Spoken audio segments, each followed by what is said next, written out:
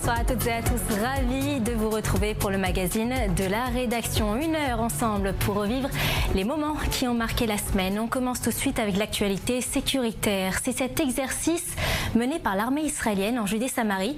Son nom, Rugissement du lion. Un exercice d'envergure pensé pour mesurer une réalité que Tsahal ne prend plus à la légère depuis le 7 octobre. La possibilité d'une attaque soudaine, coordonnée et difficile à anticiper. Sur le terrain, l'armée a testé sa réactivité, sa chaîne de commandement et sa capacité à gérer plusieurs menaces en même temps dans une région qui peut très vite s'embraser. Regardez. Rugissement du lion. C'est le nom de l'exercice mené depuis le début de la semaine par Tsahal en Judée-Samarie. Une manœuvre d'ampleur pour se préparer à tous les scénarios dans la zone.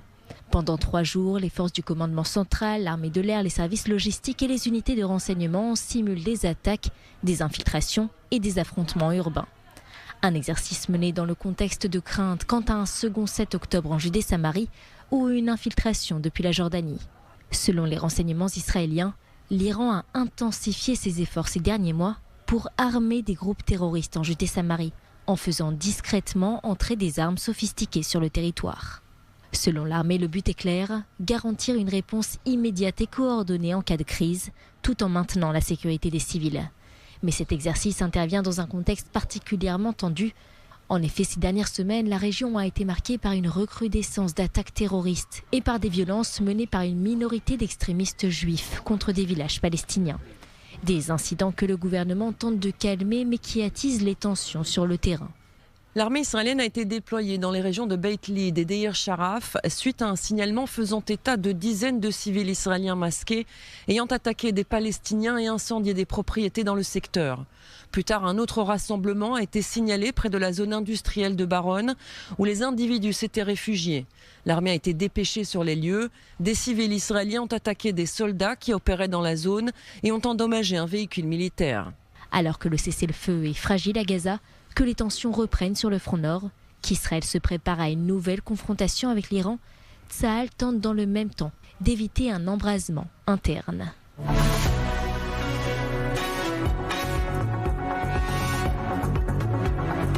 Direction maintenant la vallée du Jourdain, une frontière où le calme apparent masque une réalité bien plus préoccupante. Les services de sécurité israéliens font face à une hausse significative de la contrebande en provenance de Jordanie, qu'il s'agisse d'armes, de drogue ou même d'équipements destinés à des cellules terroristes. Une activité qui s'organise et qui pourrait bientôt franchir un nouveau cap. Parce qu'au-delà des trafics, l'armée redoute désormais une incursion terroriste ou des infiltrations de drones venus de l'autre côté de la frontière. Pour le commandant de la brigade de la vallée du Jourdain, le silence qui règne dans la zone est un silence trompeur et c'est précisément dans ces moments-là que la menace se prépare. Un reportage d'Inan Itar avec Eric Fendler.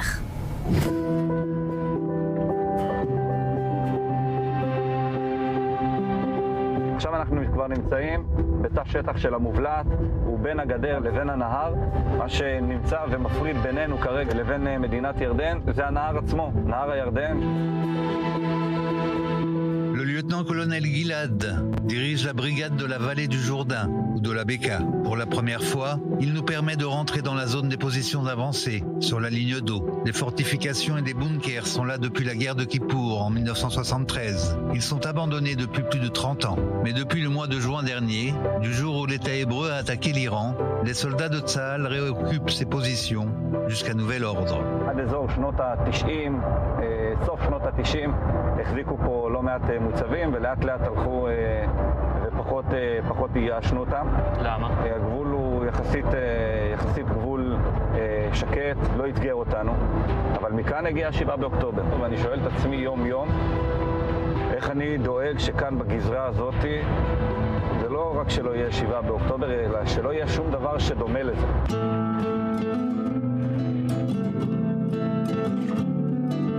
ברוכים הבאים, הגענו למוצב ינשוף, הוא אחד ממוצבי קו המים שאנחנו מחזירים אותם לשימוש אחרי לא מעט שנים. הוא לא תעלות. כן, יש פה לא מעט תעלות לחימה.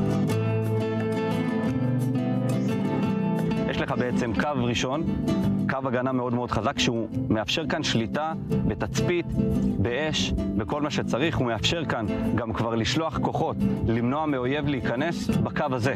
והמ"פ חי כאן. כשהמ"פ חי כאן, אז הוא מחזיק את המרחב, הוא מכיר את השטח, הוא נע פה בתוך המרחב. אנחנו נדרשים לעצור כאן מבריח, מסתנן, אבל נערכים למול מחבל או חוליית מחבלים, או גרוע מזה שיחדרו. השאלה הראשונה של כל תושב שרואה שמסכלים כאן הברחה, גם של מסתננים, גם של אמל"ח, גם של סמים, הוא אומר, אוקיי, זה מה שראינו, מה עם מה שלא ראינו? אנחנו בוחנים את עצמנו יום-יום. אנחנו מחזיקים כאן, כמו בעבר, גבול לכל דבר ועניין, עם יכולות טשטוש. ואם חדרו אותנו, אנחנו יודעים להסתכל על זה. אנחנו יודעים להגיד, נחדרנו הלילה. אני מדבר כאן על הליכה רגלית. בעולם הרחפנים זה כבר משהו אחר, גם בזה אנחנו עוסקים לא מעט, וגם כאן אנחנו לאט לאט מתעצמים ביכולות למול איום הרוקק. Mais la contrebande n'est pas la principale préoccupation de ces hommes. Que se passera-t-il le jour où l'ordre sera donné? Car la réponse n'est pas au-dessus du sol, mais en dessous. Nous ne sommes pas autorisés à tout montrer, mais rien qu'en descendant, on voit qu'il y a seulement quelques semaines, seules des chauves-souris vivaient ici. פה השמשנו חדרים נוספים, זה הכל לוחמים, כן? היה כאן מלוכלך בטירוף, חדר שאותו אנחנו מגדירים. בוא תסתכל. 92, מהרביעי לעשירי עד הרביעי ל-11, 92. Lorsque l'armée a décidé de quitter ses positions et de se repositionner le long de la route 90, tout a été laissé derrière, tel quel. Nous retrouvons des messages sur les accords d'Oslo, sur le ministre Lieberman et sur l'hiver de 1994, particulièrement pluvieux. חורף 93-94, טובעים פה, הצילו. תשמע, ליברמן רזה. מעמד מאוד מרגש היום, הקמת המוצב מחדש, משמישים פה גם את המוצב קו מים עצמו ואת התעלות. Depuis les événements du 7 octobre, Tsahal comprend que l'alerte des services de renseignement ne suffit pas. Les combattants doivent être déjà sur place, prêts à tout scénario. אסור לנו לעזוב וללכת לאחורה למקומות שנוחים לנו יותר. שאיפה שהיינו עד עכשיו, במחנה, אנחנו צריכים להיות מוכנים להתקפה בהפתעה. בשביל זה צריך לחיות יום-יום בתודעה שהדבר הזה יכול להתממש פה, היום בלילה, מהגבול המזרחי, למרות שיש פה גבול של שלום. גם פה, זה כנראה המרחב הבא שהאיראנים ירצו לפעול בו, ואני מעריך שבשנים הקרובות אנחנו נפגוש פה יותר איומים. Les scénarios peuvent être ici très divers. Des attentats qu'encouragent les Iraniens, des combattants yéménites réussissant à prendre position de l'autre côté de la frontière, et bien sûr, tous les villages palestiniens de Jordanie. Tout doit être pris en considération. כאן חקלאי ישראלי, עשרות מטרים ממנו, כבר חקלאים ירדנים חיים האחד לצד השני, כשרק תעלת מים מפרידה ביניהם. כן, יש כאן אתגר לא קטן בהקשר הזה. הצבא הירדני הוא לא האויב שלנו. האויב, אם תרצו, זה חוליות שיכולות להתבסס כאן על בסיס כפרי כביש 90, בין אם זה בהכוונה איראנית או אויב חותי כזה או אחר שיכול להתבסס כאן. גם למול המדינה שאנחנו נמצאים מולה יש לא מעט פלסטינים. מה זה לא מעט? רוב המדינה היא פלסטינית. הלחימה בעזה מתסיסה גם אצלם כל מיני תחושות כאלה ואחרות, ואנחנו רואים את זה בדמות המפגע הבודד, ובדמות יכולת של חוליות כאלה ואחרות להתארגן כאן למולנו. Israël veut garder de bonnes relations avec le partenaire, le nom de code du royaume hachémite. Les échanges entre les deux armées sont excellents, nous affirme l'officier, mais en ce qui concerne le futur, il sera pour toujours incertain.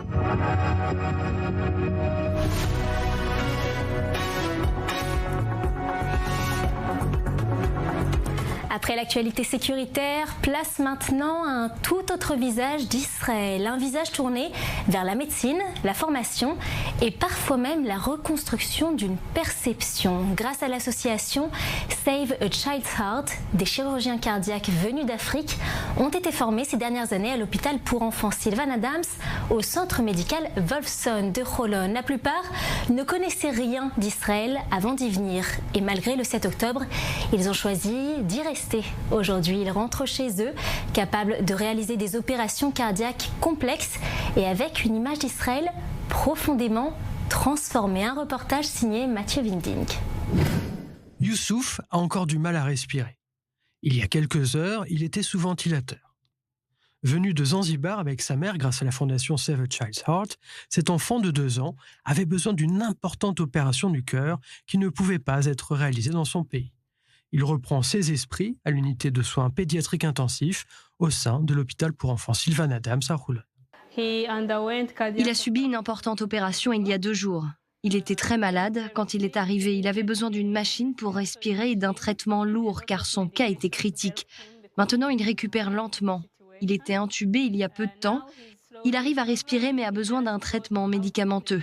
Il devrait récupérer dans les prochains jours, mais d'après nos observations, son état s'améliore. Quelques jours plus tard, dans un cadre plus agréable, il poursuit sa convalescence et joue avec les autres jeunes patients. Il commence à se remettre à la maison des enfants de la fondation Save a Child's Heart, elle aussi localisée à Roulon. D'ici 1 mois ou 2, sa mère et lui rentreront à Zanzibar, où ils pourront prendre un nouveau départ. Pour le docteur Lise Mumporeze, qui a suivi et traité Youssouf, c'est aussi un chapitre qui se tourne. Le temps de rentrer à la maison, après plus de 2 ans d'apprentissage en Israël, est arrivé. Alors que s'achève ma résidence de 2 ans et demi ici en Israël, je suis remplie de gratitude. C'était une expérience si enrichissante.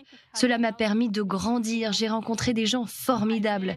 Mes mentors à l'hôpital m'ont soutenue et l'organisation fait des choses fantastiques pour les enfants à travers le monde. Ce n'est pas que mon histoire, c'est aussi tout ce travail incroyable réalisé dans le monde entier. Je pars le cœur rempli de reconnaissance et ravie de faire partie de la famille Save a Child's Heart. Le docteur Lise Mumporeze est arrivé en Israël en avril 2023, laissant son mari et ses 2 enfants à Kigali au Rwanda. Quand est survenu le 7 octobre, l'idée de repartir ne lui a même pas traversé l'esprit. Dans ma langue maternelle, au Rwanda, il y a un proverbe qui dit que si l'on est ensemble lorsque la pluie vous tombe dessus, vous ne devriez pas être celui qui se plaint d'être mouillé. Nous étions tous trempés, c'était une situation très difficile, mais tout le monde continuait à avancer. Qui suis-je pour ne pas continuer à avancer ? Maintenant que Lise s'apprête à diriger son unité de soins intensifs pédiatriques à l'hôpital King Faisal à Kigali, elle et son mentor, le docteur Hareli Sion-Sarid, se souviennent de leur rencontre. Nous nous sommes rencontrés au Rwanda. Je m'y suis rendue pour visiter le centre médical que Lise va maintenant diriger là-bas au Rwanda. Ma mission était de faire le point sur l'équipement et les infrastructures afin de poser les bases d'un centre médical pour les opérations cardiaques. Nous nous sommes rencontrés là-bas dans un restaurant et dès le début, j'ai su qu'elle serait une star. Et maintenant, nous avons accompli notre mission. Lise va diriger sa propre équipe de soins intensifs au Rwanda. L'unité de soins pédiatriques accueille 500 patients par an. Des enfants du monde entier ayant des problèmes de cœur, mais aussi des Israéliens. Un aspect très spécial de notre travail est le fait que Save a Child's Heart expose la société israélienne, les jeunes et les plus anciens au monde en dehors d'Israël. Je pense que pendant ces temps difficiles, de guerre partout autour de nous, il est important de rester ouvert et plein de compassion et de comprendre qu'il y a un monde hors d'Israël. C'est la notion de tikkun olam. Nous sommes redevables envers notre peuple et pas seulement. Il y a, de par le monde, de nombreux enfants qui ont besoin de nous et nos services. Le docteur Lior Sasson est le chirurgien principal de Save a Child's Heart depuis 2001. Il a supervisé les résidences de dizaines de médecins venus se spécialiser. La transmission du savoir est ce que l'on fait de plus important. Vous connaissez le proverbe, on donne à une personne un poisson, il mange pour une journée. Mais si vous lui apprenez comment pêcher, vous le nourrissez pour le restant de ses jours. Cela demande beaucoup d'efforts de former quelqu'un, car il y a en jeu la vie d'un patient, et on ne peut pas tolérer d'erreurs. Par conséquent, le processus est très lent, mais très sécurisé, et au final, on obtient un chirurgien qui peut performer une opération chirurgicale. Le docteur Fitsum est devenu le 2e chirurgien pédiatrique cardiaque en Éthiopie, grâce à l'enseignement du docteur Sasson. Après la pandémie, il s'est passé autre chose, le massacre du 7 octobre. Le pays souffrait, saignait. C'était un moment très difficile que cette guerre qui a suivi le 7 octobre. Mais ce qui m'a motivé, en dépit du pays meurtri, des jours sombres, c'est l'équipe ici. Le fait que le docteur Sasson et son équipe aient continué à s'occuper des enfants de par le monde. Ils ont continué leur mission et ont respecté leur serment. Cela vous donne de l'espoir. Je n'ai jamais pensé à partir. En tant que professionnel de santé, on vous apprend à aller à l'encontre des problèmes et à aider d'une manière ou d'une autre. Je me suis dit qu'il y aurait quelque chose à faire en cas d'arrivée massive de nombreux patients. On m'a demandé si je voulais partir et j'ai dit non. Il s'est révélé plus israélien que les Israéliens. Cela ne lui a pas fait peur quand les missiles se sont mis à voler au-dessus de nos têtes. Il est venu au travail comme tout le monde. Certains résidents ont voulu rentrer chez eux et on les comprend. Ils sont rentrés chez eux jusqu'à ce que les choses redeviennent normales. Mais il est resté avec nous dans cet enfer et ce déluge de feu. Il est resté à nos côtés et il nous a aidés à faire les opérations chirurgicales. Pour nous, c'est un Israélien. Si je pouvais le retenir, je le ferais. Mais on sait tous qu'il doit rentrer chez lui et aider dans son pays d'origine. Si le docteur Sagui prend son rôle de tuteur très au sérieux, lui ne se prend pas du tout au sérieux.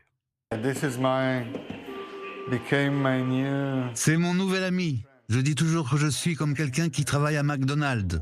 2 grandes frites, s'il vous plaît. Plus sérieusement, j'essaye d'intervenir le moins possible. Finalement, une grande partie de la formation, c'est la pratique. On peut enseigner beaucoup de théorie, mais au final, il faut que la main comprenne le mouvement. Il faut essayer encore et encore. C'est comme le vélo. On peut théoriquement enseigner à quelqu'un comment monter à vélo, mais finalement, il faut qu'il monte sur le vélo. Il n'y a pas d'autre moyen. Pour cette opération compliquée, le docteur Sagui doit sortir de son rôle de mentor et intervenir pour finir la procédure.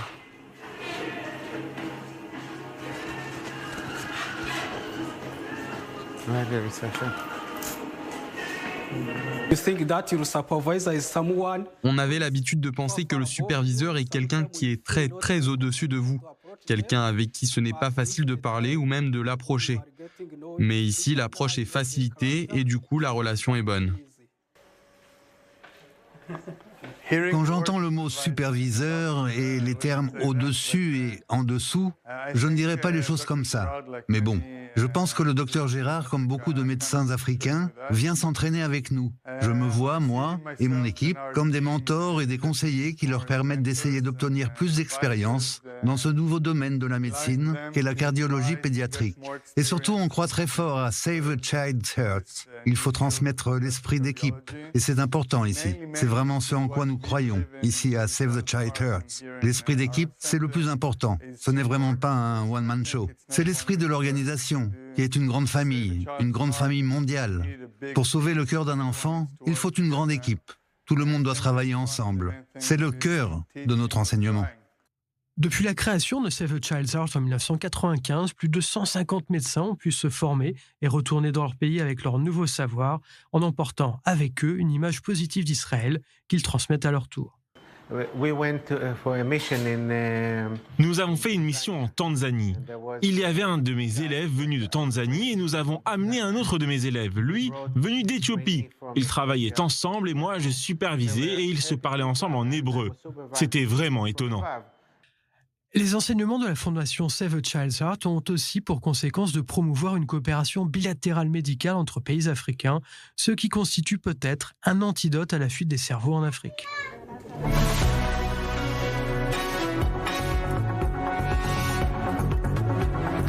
Un mot à présent du sport israélien. Depuis le début de la guerre, les clubs font face à une réalité inédite. Impossible de jouer à l'étranger, de jouer à domicile, de s'exporter ou de recruter.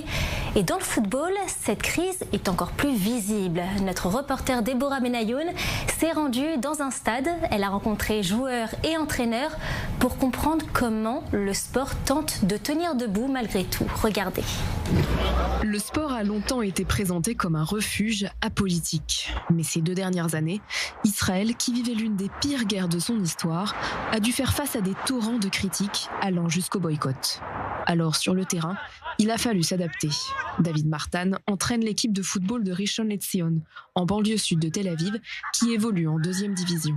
Guerre à Gaza, contre le Hezbollah, contre l'Iran, alerte au missile outil. Depuis l'étranger, beaucoup imaginent le pire. Conséquence, accueillir des joueurs étrangers dans son club devient un véritable défi. On parle nous dans les équipes professionnelles, donc que ce soit en première division, on peut prendre 7 étrangers, en 2e division on peut en prendre 3.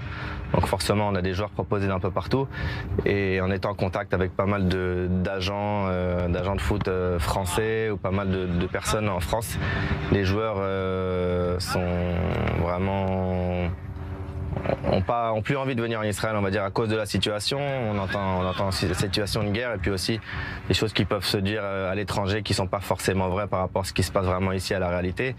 Et je pense qu'aujourd'hui, pour une personne qui n'a vraiment aucune attache en Israël ou qui a jamais vécu en Israël, il est très compliqué de venir ici jouer, habiter et s'installer. Seuls ceux qui connaissaient déjà Israël ou qui ont été bien renseignés au préalable sur la réalité sur place acceptent de venir. Et dans l'autre sens, la situation n'est pas plus simple, loin de là. Nathaniel Nabet joue dans le club de Yavne, dans le centre d'Israël. Pour lui, il n'est pas recommandé de se rendre n'importe où pour un joueur israélien. Si demain mon club envisageait d'effectuer un stage par exemple de pré-saison à l'étranger dans des clubs européens, il y aurait quelques destinations difficiles. Même si le gouvernement de ces pays n'est pas ambigu vis-à-vis de la question israélienne, quoique il y a des clubs des pays où on a été très bien accueillis. Les clubs israéliens en général ont été accueillis, ont effectué leur stage de pré-saison, que ce soit la Hongrie, l'Allemagne, le Portugal, la Tchéquie, la Pologne. Et puis il y a des pays comme l'Espagne ou la France ou la Belgique. Je n'ose pas imaginer si un complexe, un hôtel nous recevait, les pressions qu'ils subiraient. On a aujourd'hui très peu de joueurs qui jouent à l'étranger, des joueurs israéliens, ou alors beaucoup qui jouent par exemple aux États-Unis, alors qu'ils avaient avant vraiment des offres un peu ailleurs, que ce soit en Europe. Donc ça impacte énormément aussi l'envie de clubs à l'étranger de ramener des joueurs israéliens. Je pense que pour eux, ils préfèrent ne pas prendre entre guillemets le risque de se mettre leurs supporters à dos. Je pense qu'on est dans la pire situation au niveau du boycott, de l'antisémitisme, de tout ce qui se passe au niveau de ce contexte-là. Cette situation a de vraies implications, notamment sur le plan économique. Pour un club, on va dire comme Maccabi Tel Aviv, quand même un club qui est assez riche, qui doivent se déplacer pour chaque match à domicile, donc qui doivent se déplacer à l'entranger, revenir, donc ça a vraiment des coûts énormes.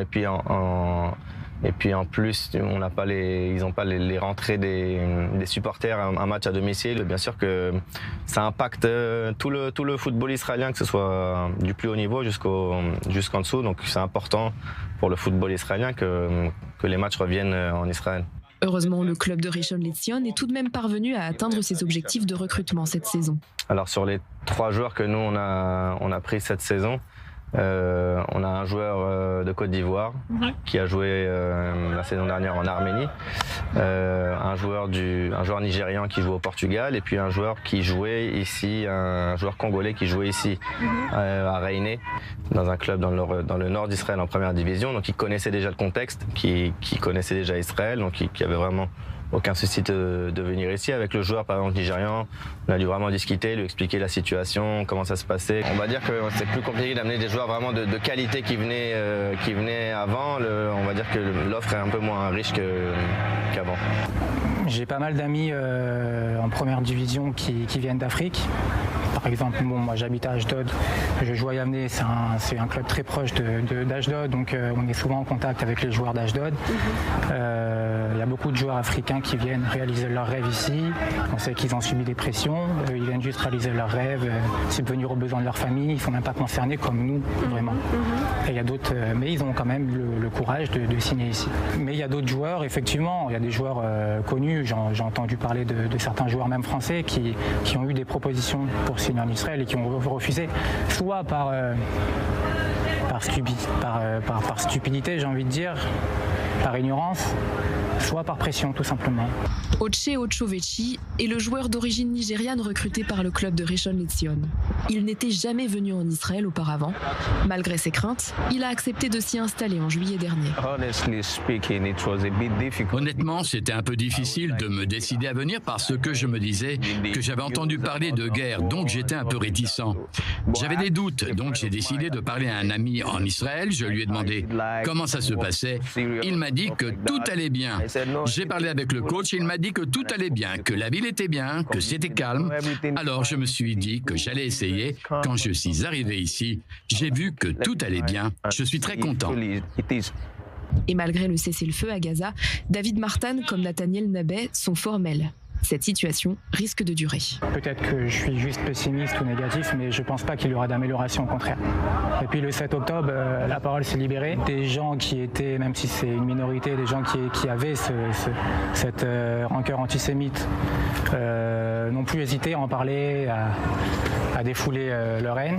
Je pense que c'est quelque chose qui va être durable au moins pour les 2 prochaines années, on va dire. Ça va être durable parce qu'on sent que le contexte est quand même compliqué en dehors d'Israël par rapport à la vision que les gens ont sur Israël et sur le peuple israélien. Néanmoins, tout le monde espère le retour des matchs internationaux en Israël, comme ce sera normalement le cas pour le basket avec les matchs de l'Euroleague à partir du mois prochain, si rien ne change d'ici là. Pour le football, il faudra encore être patient.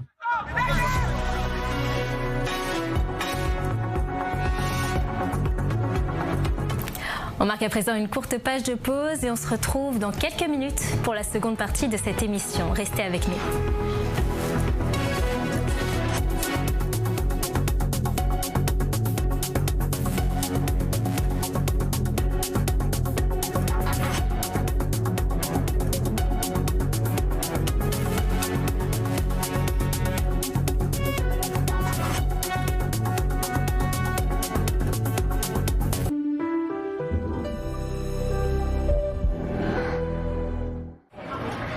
La salade César.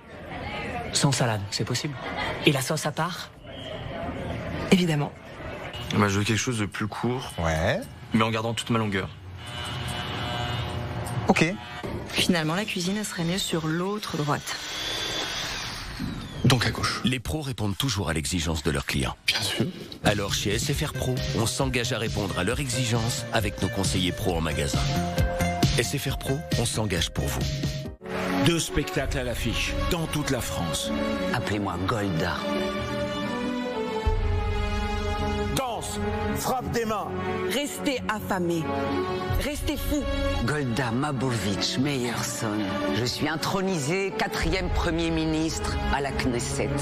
Nous allons jouer avec les aiguilles du temps. Nous rappeler qu'il y a eu des hommes et des femmes qui ont changé la face d'un pays. Informations et réservations sur routeproject.fr. Vous vivez en Israël ou préparez votre alia? Félicitations. Vous avez un téléphone? Parfait. Téléchargez gratuitement l'appli Olim et découvrez tout ce que nous avons à vous offrir. Prise de rendez-vous médicaux et administratifs, paiement de vos factures, vérification de dettes, traduction instantanée, recommandations de professionnels, suivi de demandes et bien d'autres choses encore. Et si vous n'y arrivez pas tout seul, notre équipe parle votre langue et vous aide dans toutes vos démarches en Israël, à partir de 99 shekels par mois en illimité et pour toute la famille. Alors n'hésitez plus. Téléchargez l'appli ou contactez-nous.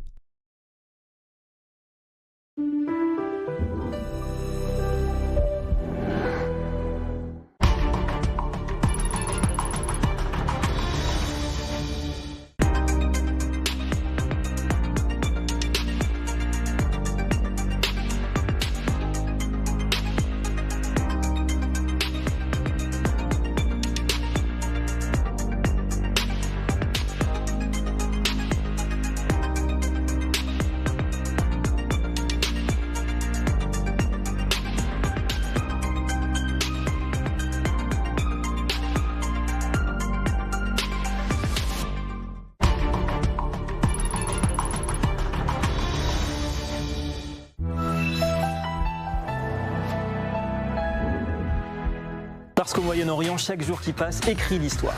Parce qu'ici, tout va plus vite, tout s'amplifie. Parce que vous informer, c'est notre ADN. La grande édition, votre rendez-vous quotidien et en direct. Du dimanche au jeudi sur i24 News. Du Jourdain à la mer, un État juif, un État arabe ou les deux? Ça se débat. Génocide, apartheid, terrorisme d'État. Israël accusé de tous les maux, ça aussi, ça se débat. Les Juifs bientôt chassés d'Europe? Sujet sensible, mais ça se débat. Ici, on ne bavarde pas, on s'affronte, on se confronte. Ça se débat du lundi au jeudi en direct sur i24 News. Et si vous n'êtes pas d'accord, venez en débattre. Innovation est de retour sur i24 News. Chaque semaine, nous vous emmènerons à la découverte de celles et ceux qui font demain, ici, au cœur de la Startup Nation. Santé, mobilité, culture, agriculture, ici l'innovation n'est pas un mot-clé, c'est un mode de vie. InnovNation, c'est le rendez-vous des idées qui osent et qui fonctionnent. Rendez-vous chaque semaine pour découvrir ensemble les coulisses de l'innovation Made in Israël. InnovNation, tous les mardis sur i24 News.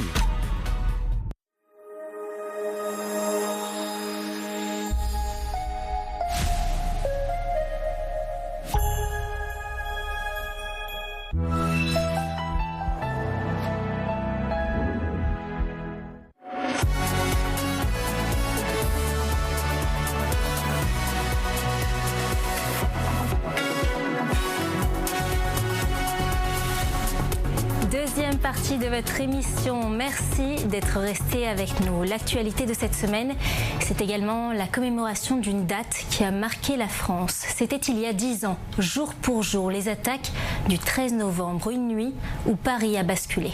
En quelques minutes, 3 commandos coordonnés frappent la capitale.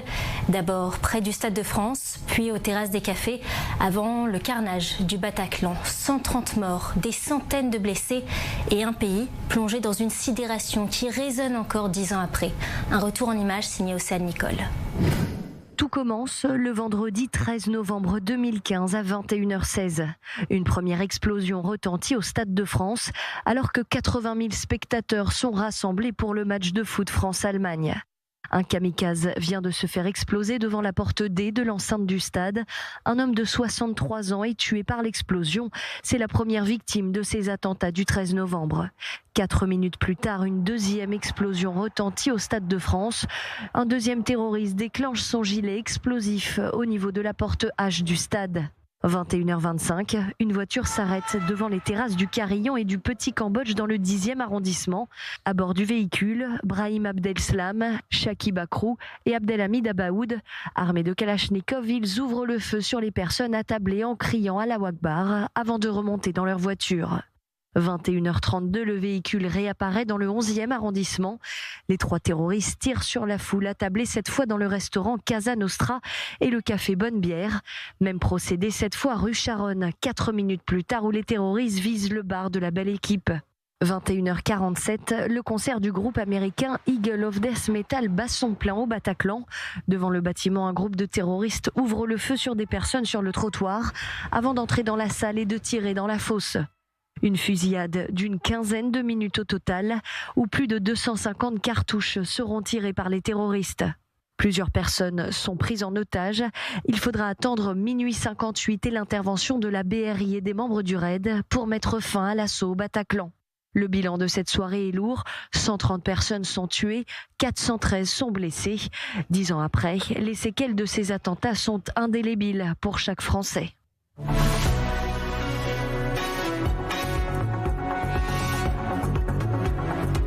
Et puis cette semaine encore, l'actualité nous rappelle combien le travail autour des victimes reste un enjeu majeur. Les corps des otages sont restitués les uns après les autres, parfois après des années. 11 ans pour Hadar Goldin qui a été rapatrié en Israël cette semaine. Mais au lendemain du 7 octobre, c'est la base de Shura qui avait été le cœur battant du processus d'identification. Un lieu où des équipes médico-légales, des soldats et des volontaires ont travaillé sans relâche dans des conditions extrêmes pour rendre une identité à chaque victime. Une base militaire devenue morgue nationale. C'est ici, au camp militaire de Shura, près de Ramleh, que s'est déroulé l'un des chapitres les plus douloureux de la guerre. Dès les premières heures après l'attaque, des centaines de corps civils et militaires ont afflué. Une quinzaine de conteneurs frigorifiques y sont alignés. À l'intérieur de chacun se trouvent des centaines de corps dans des sacs mortuaires. Jour et nuit, des dizaines de médecins, dentistes, enquêteurs et volontaires ont travaillé sans relâche. Chaque sac, chaque fragment a été enregistré, photographié et analysé. L'ADN, les empreintes digitales, la dentition, tout a servi à redonner un nom à chaque victime. Pour certains corps, l'identification a été relativement rapide. Pour d'autres, la tâche s'est révélée presque inhumaine. Des corps calcinés, démembrés, parfois mêlés les uns aux autres. Dans certains cas, seuls quelques centimètres d'os ont permis une correspondance ADN. Pourtant, des erreurs ont malheureusement été reconnues.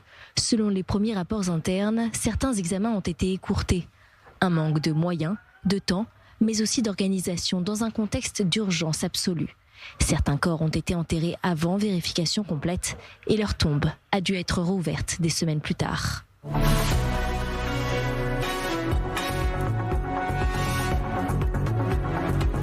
Après avoir évoqué le travail mené à Choura sur les victimes, on se tourne maintenant vers ceux qui vivent cette réalité dans leur chair, les familles.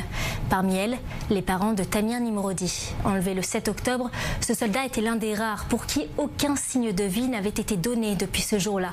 Pendant 2 ans, ses parents ont traversé un véritable enfer, cherchant la moindre information sur leur fils, jusqu'à ce que son corps soit finalement rapatrié en Israël. Il avait 18 ans. Un reportage d'Eric Fendler. מה זה עושה לך להיות פה? תמיר נמרודי! הדם לא זורם בגוף, תחושת קיפאון. יחד עם כולם, בלי סלקציות, בלי סלקציות. We're doing whatever we can to get you out of there. לא מאמינה שהגענו לרגע הזה שהוא כאן. תמיר מספיק עם זה! המאבק הפרטי שלנו הסתיים, לא כמו שרצינו. עלינו להילחם על החזרתם של כל החטופים כולם. לא לוותר. עכשיו, הרים כוסית לזכרך. בני היקר, גיבור ישראל שלי, מצדיע לך. 740 jours d'incertitude, pendant lesquels le sergent-chef Tamir Nimrodi est resté le seul otage dont le sort était inconnu. Ce destin incertain s'est malheureusement terminé il y a 2 semaines, de la façon dont personne ne voulait, ici, au cimetière militaire de Kfar Saba. איך מדברים על תמיר היום, לעומת לפני שבועיים? אני מתקשה לומר את זכרונו לברכה. לא חושב שזה יהיה קל לעיכול אף פעם. לא מחלחל עוד. לעולם נשאר ההורים של תמיר נמרודי, ולעולם נשאר הבן שלנו. גם אם היית שואלת אותי עכשיו כמה ילדים יש לך, יש לי 3, אין לי... לא משהו אחר. מצב פה קשה. Tamir Nimrodi, le frère aîné d'Amit et Mika, a grandi dans la ferme Nirit, au centre du pays. Il a été pris en otage le 7 octobre, tout juste un mois avant son anniversaire de ses 19 ans. תמיר הילד נורא סקרן, כל דבר נורא עניין אותו. הוא הכיר את כל סוגי בעלי חיים בגיל מאוד מאוד צעיר. החיות הכי מוזרות והכי מאתגרות. תחומי העניין שלו היו אחרים. בתור ילד מתבגר או נער מתבגר, הוא היה יכול לתפוס אותך לשעות של שיחה. והוא היה מדבר על חרדות. היו לו פעמים שהוא דיבר איתי בגילאים האלו על הצבא ועל החשש שלו מהצבא. ומה היית עונה לו? אנחנו פה בסופו של דבר בית ערכי, ואמרתי לו, חמוד, אצלנו אין דבר כזה להשתמט, אתה תעשה את הצבא הכי טוב שאתה יכול לעשות. וברגע שהוא קיבל את האפשרות להיות מש"ק חינוך, משהו השתנה אצלו, והוא ממש עבר טרנספורמציה של 180 מעלות. Après 10 mois seulement, au cours duquel il a pu accéder à la fonction qu'il souhaitait, Tamir a été emmené en otage depuis une base du corps de l'éducation vers Gaza. À part la vidéo de l'enlèvement, on ne sait rien de lui. Dès ce moment-là, Alon et Chirut Nimrodi sont sortis pour le combat de leur vie. יש פה סלקציה, זו מילה קשה מאוד. כולם צריכים להשתחרר. Tamir, we're so afraid of what is your destiny, what is going on with you. אנחנו נראה אותו חזרה בבית, בריא ושלם על רגליו. אנחנו כאן נלחמים להחזיר אותך הביתה. אל תוותר. אני הבנתי מיד שאני הולך לעשות הכל כדי להחזיר את הבן שלי חזרה הביתה. הכל. אני אומר, לא הבאתי ילד לעולם בשביל לוותר עליו. ואין, לא ראיתי אין לי שום זכות להתלונן ולא במום. זה פשוט הטריף את דעתי. הטריף את דעתי שאני לא מצליח להביא את אמיר הביתה. ולא מצליח להביא מידע. לפני 7-8 חודשים הייתה לי פריצת דיסק. קמתי בבוקר עם כאבי תופת צורח עד השמיים. באותו יום בצהריים הייתי צריך לנסוע לגרמניה, למשלחת. לא ויתרתי. על כיסא גלגלים עם צרחות אימים. ואמרתי, יש לי פגישות חשובות. לא ויתרתי. אין לי את הזכות להתלונן. כשהבן שלי, אני לא יודע איפה. חוסר אונים כזה גדול.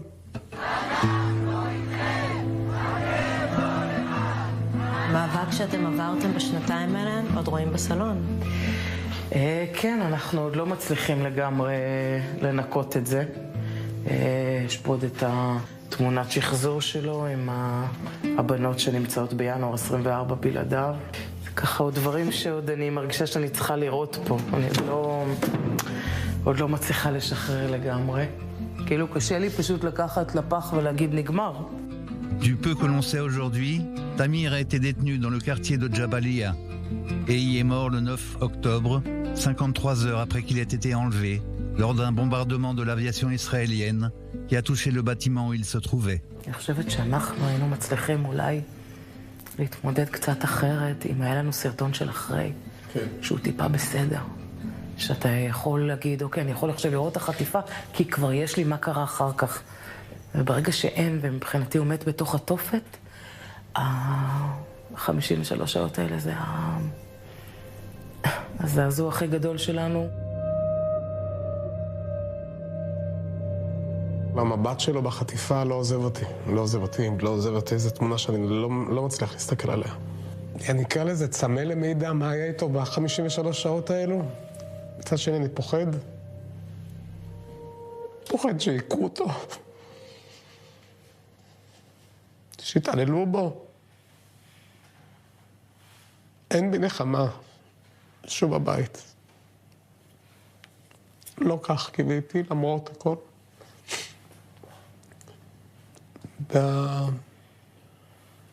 והכאב הזה שהוא חווה, אני חושב שאני מרגיש אותו בכל דין בגופי. הכאב הנפשי והפיזי.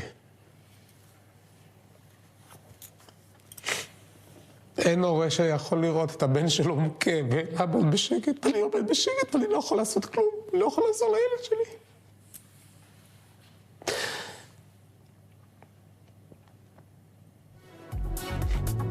בשעה זו ממש מתכנסת הממשלה לאשר באופן רשמי וסופי את העסקה לשחרור כל החטופים. 48 חטופים יזכו לשוב לישראל, החיים לשיקום והחללים לקבורה ראויה.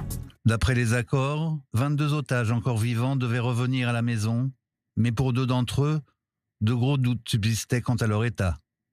L'un des deux était Tamir. מעבר לחתימה היבשה על ההסכם, קודם כל הייתי במתח עצום בימים האלו, ומצאתי את עצמי שולח הודעות תוך כדי שידורים לכל מיני ערוצים שהיו פתוחים באותו רגע, לתקן את המספר. כבר היה בנרטיב 20. זה תסכל אותי.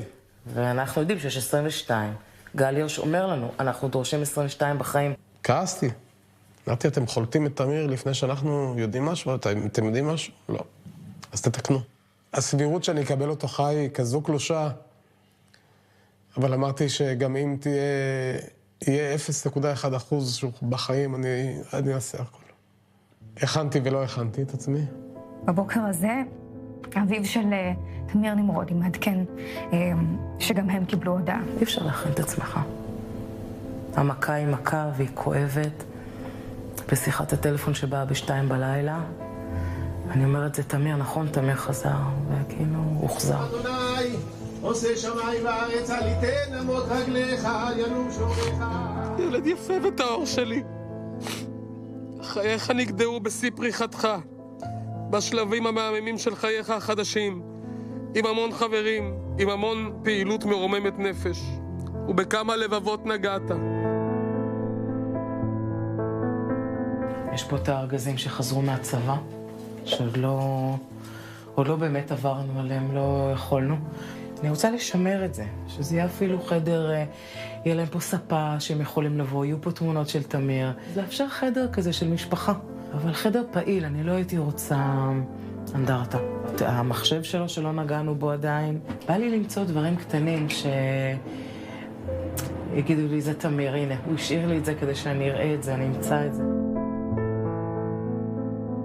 זאת אומרת, עוד לא עברת על מחברות ודברים שם. כל עוד לא הייתה ודאות לגבי תמיר, לא הסכמתי. עכשיו שזה סופי, אני כן ארצה לראות דברים שהוא כתב. אין שווים ושווים פחות. יש לנקוט בכל סנקציה אפשרית נגד ארגון הטרור חמאס שמפר את ההסכם פעם אחר פעם ולדרוש למלא את כל הסעיפים מהראשון ועד האחרון, השבת כל החטופים כולם. ולמרות שהסיפור שלכם נסגר, אתם עדיין במאבק להשבת כל החטופים. אני מודה שאני בתחילת הדרך, דיברנו על זה, כשדעתי שתמיר חי, אמרתי אני לא אלחם על גופה, זה הזמן להחזיר אותם חיים, וככל שהזמן עבר, וקודם כל הבנתי שיכול להיות שתמיר לא חוזר בחיים, ולראות את שאר המשפחות ולהבין את החשיבות של סגירת מעגל. חובתנו המוסרית לא לשקוט עד שכולם חוזרים. על מי אתם כועסים? אני נזהרת מכעס. כעס מחליש אותי נורא. כל התקופה הזאת אמרתי, אם אני אתעסק בכעס, לא יהיה לי כוח לקום בבוקר. כן יש לי את הרצון שמי שאחראי, כן תהיה פה ועדת חקירה ממלכתית שתאפשר בדיקה. אני חוששת שככל שהזמן עובר, זה כבר יהפוך להיות יותר מסמך היסטורי מאשר משהו פרקטי. העדויות נעלמות.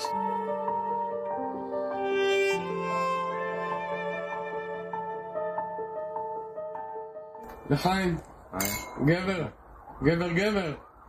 שמתי לך את הדברים באוטו, זהו, מהרחק אתה עוזב אותו.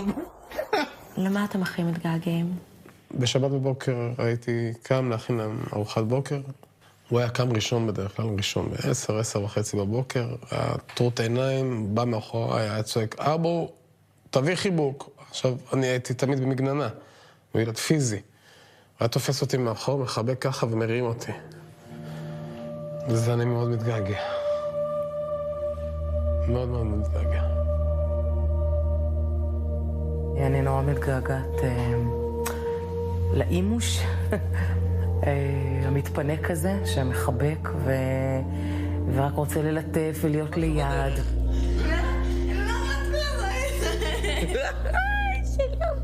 אם יכולת לדבר איתו פעם אחת אחרונה, מה היית אומר לו? הראשונה שאני אוהב אותו, במילה אחת קטנה. סליחה. הייתי כותבת לו כמה שאני אוהבת אותו.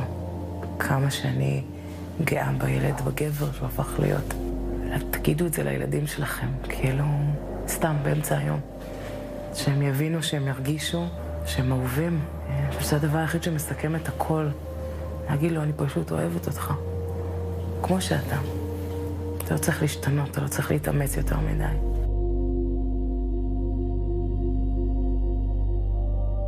Ici, au cimetière militaire de Kfar Saba, le sergent-chef Tamir Nimrodi repose. Il avait 18 ans. Et comme ses parents Alon et Khirout et ses sœurs Mika et Amit, il y a encore d'autres familles qui attendent elles aussi que leurs bien-aimés viennent trouver le repos éternel, pour fermer le cercle et trouver un peu de calme. אני מבסוטית מהציפורים. שהוא שומר ציפורים. משהו בטבע היה נותן לו את השקט.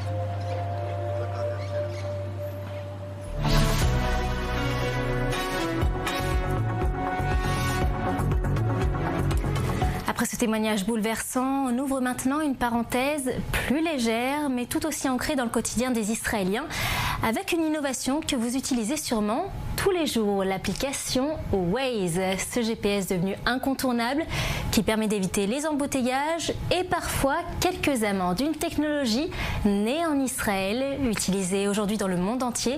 Un sujet signé Océane Nicole pour le magazine Innovation. Arriver le plus vite possible à une destination et le tout en évitant les embouteillages et même les contraventions, c'est le pari de Waze.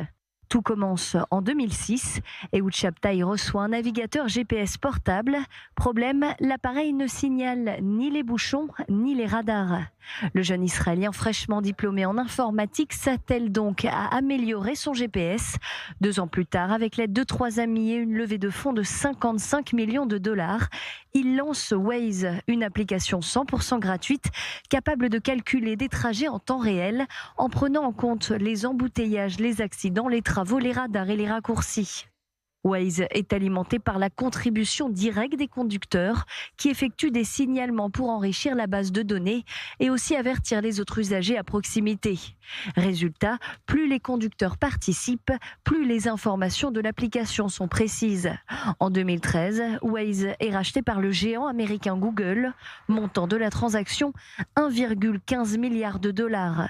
17 ans après le lancement, Waze reste la référence pour les GPS. Près de 150 millions de personnes l'utilisent chaque mois dans 185 pays.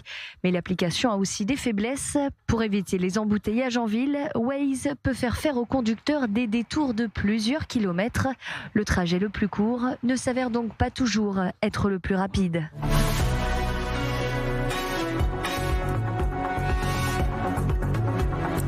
Et puisqu'on parle d'innovation israélienne, on reste justement dans cet univers. Cette fois, direction le monde de nos animaux de compagnie. Une intelligence artificielle intégrée dans des colliers connectés pour surveiller la santé de nos chiens et de nos chats, c'est la technologie développée par l'entreprise PetPace. Christopher Barolin s'est rendu avec son fidèle compagnon dans leurs locaux pour découvrir comment cet outil suit les signes vitaux et pourrait à terme sauver des vies animales. Regardez. Aujourd'hui, j'ai le plaisir de vous présenter Nova. C'est ma chienne dans la vraie vie. Elle a 2 ans et demi. Et forcément, vu que Tel Aviv est la 3e ville la plus dog-friendly au monde, après San Francisco et Amsterdam et avant Paris et Toronto, eh bien la Startup Nation, Israël, avait des choses à proposer à nous, les propriétaires d'animaux. C'est le cas de PetPace, où je me trouve, avec ce collier connecté qui vous permet de surveiller en temps réel la santé de votre chien. Prendre soin de son chien, ce n'est pas forcément la plus facile des choses à faire. Il ne va pas vous dire de lui-même s'il se sent bien ou il a mal. S'il a un problème, c'est d'autant plus vrai que nos animaux ont tendance à cacher instinctivement leur douleur. Et c'est là, notamment, que la start-up israélienne PetPace intervient. Elle a développé un collier connecté qui permet de surveiller la santé de son animal de compagnie que l'on va tester ensemble sur Nova. Donc c'est un simple collier que l'on met comme n'importe quel collier au monde. Vous le mettez comme n'importe quel collier, pas besoin de préparation et c'est fait pour durer. Et elle peut aller dans l'eau avec ? Oui, c'est waterproof, c'est fabriqué pour durer, ce n'est pas inconfortable. Et elle ne sent rien du tout. Oui, comme n'importe quel collier, mais il est spécial car il a de nombreux capteurs. Donc les capteurs sont ici, c'est ça ? Oui, les capteurs sont tout au long ici à l'intérieur. Et dans cette boîte, il y a la batterie et l'antenne. Ça va collecter en continu ses signes vitaux, sa température, son pouls, son HEV qui mesure son stress, son activité, sa posture. On peut savoir si elle est assise, couchée, sur le côté gauche ou droit. Donc en temps réel, vous pouvez avoir toutes ces données sur une application 24 heures sur 24, 7 jours sur 7, où que vous soyez. 24/7, wherever you are. Et ces données sont accessibles dès les premiers instants après l'installation du collier. Et au fil des jours et des semaines, l'intelligence artificielle développée par PetPace va permettre d'analyser plusieurs informations. Toutes les données importantes sont là, sa douleur, sa qualité de sommeil, son stress, son activité cardiaque et aussi son profil de santé en général. Quand c'est vert, tout va bien. Quand c'est rouge, c'est qu'il y a une anomalie. Donc là, c'est rouge, ça veut dire que quelque chose ne va pas. Oui, quand je tape ici, ça me dit que 4 paramètres sur 8 sont aujourd'hui hors de la moyenne. Mais pour nous, c'est une simulation. Donc on a un peu joué sur les paramètres pour tester le dispositif. Si j'appuie là, par exemple, je vois que son pouls est aujourd'hui de 56. C'est 1% de moins qu'hier. L'intelligence artificielle développée par PetPace permet également de calculer un score de bien-être général, un score basé sur des millions de données enregistrées. C'est en comparaison avec d'autres chiens. On a des milliers de chiens dans notre base de données. Certains sont en bonne santé, d'autres sont malades. Donc on a construit des modèles de chiens en bonne santé ou en mauvaise santé. Les données de votre chien, on les compare à ces modèles et on peut dire si votre chien est en bonne ou en mauvaise santé. Autre donnée intéressante, le niveau de douleur ressenti par le chien. Là encore, c'est une information comparée à des données préenregistrées. On a travaillé avec des universités américaines, on a collecté des données de chiens connus pour souffrir parce qu'ils ont des pathologies qui font mal. Et on compare ces données avec des chiens qui n'ont aucune douleur et on identifie quelques modèles qui différencient les deux groupes. Et en fonction de ça, on crée un algorithme qui permet de mesurer les données de votre chien et de déterminer avec une précision de 90% si votre chien souffre ou non. Tous les jours, vous avez un score de douleur. Si votre chien a mal, on le détectera ici. Cette année, cette start-up israélienne a également lancé ce collier connecté pour ceux qui préfèrent les chats, une version qui collecte presque les mêmes informations que pour les chiens. Alors que faire de toutes ces données? Comment les traiter?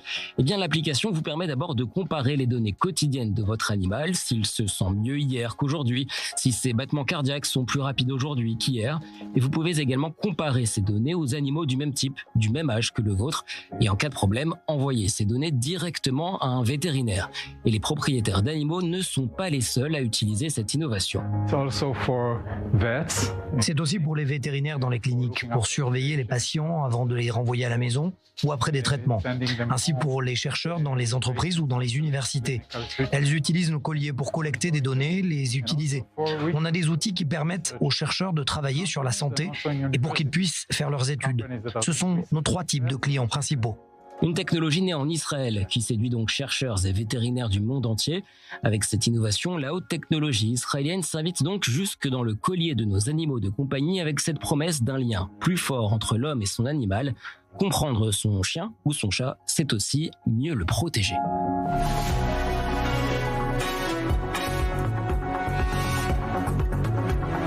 Le magazine de la rédaction, c'est fini pour cette semaine, mais je vous donne rendez-vous la semaine prochaine pour un nouveau numéro. Même jour, même heure sur i24 News.